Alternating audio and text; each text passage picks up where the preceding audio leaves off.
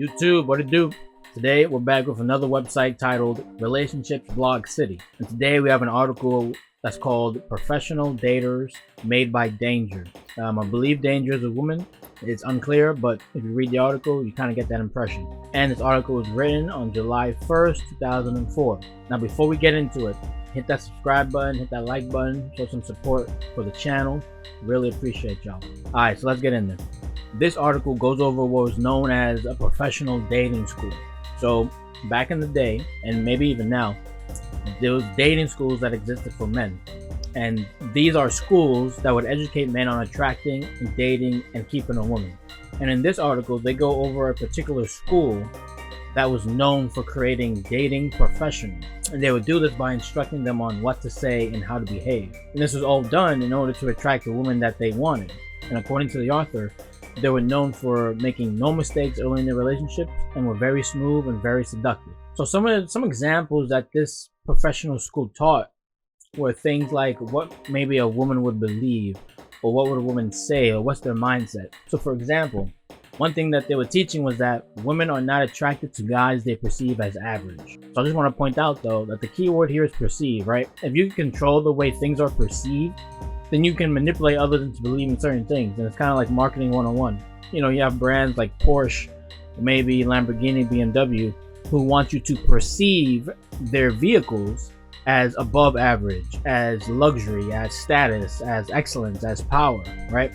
And so if they can manipulate you into perceiving these things, so then they can establish their brand as having that sort of reputation, and people who take that reputation and see it in themselves will most likely be a customer. Another example was women don't say things like, oh, he's kind, he's honest, and he's a loyal type of guy from a good family, and that really turns me on. Instead, they were more instructed of thinking along these lines. Women think like, he's sexy, oh, there's chemistry between us, I really feel something for him. So according to the article, it would seem that women would think more along the lines of feelings, right? If you can make her feel something for you, then in a sense, that's a type of attraction, whether it's good or bad, right? And that also makes sense because women are known for being emotional creatures. You know, they think more with their emotions, or they feel more and base their decisions off of what they feel. So if something feels right, then they might make a decision going in that direction. If something feels wrong, probably won't go in that direction. The next one is more of a mindset that beautiful women particularly would have, and it goes as follows. As far as a woman is concerned, and especially the attractive ones, men are everywhere. They're like cars. Every once in a while, one stands out and makes you say, oh, that one is nice. And I think this plays into a beautiful woman's natural role of picking who she gives her attention to. The more beautiful she is, the more cars will stand out to her. But after a certain point, they all look the same. And this probably goes, if you take this one step further, we also have to understand that men are the choosers, right? So if we take a broader look at the sexual marketplace, and when you have women and men ranked from 1 to 10, women want to pick something that's of equal value or higher, right? And men aren't too particular, as long as they're attractive, right? But what winds up happening, and you can look this up, is that most women want to go up.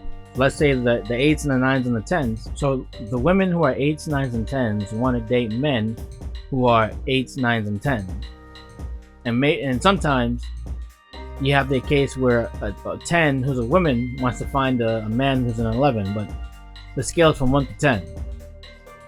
So the point being is, men are the choosers because the 8s, 9s, and 10s of men can choose who they want to be with, right? Let's say you're a 10. You can choose to be with 1 through 10 or no one at all.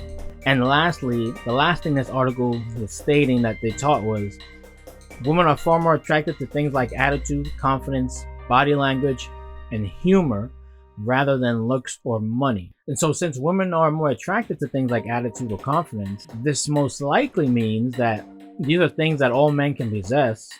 And if we all possess them, that means we can work on them and bring them out of us, right? So for example, you can do things that build up your confidence.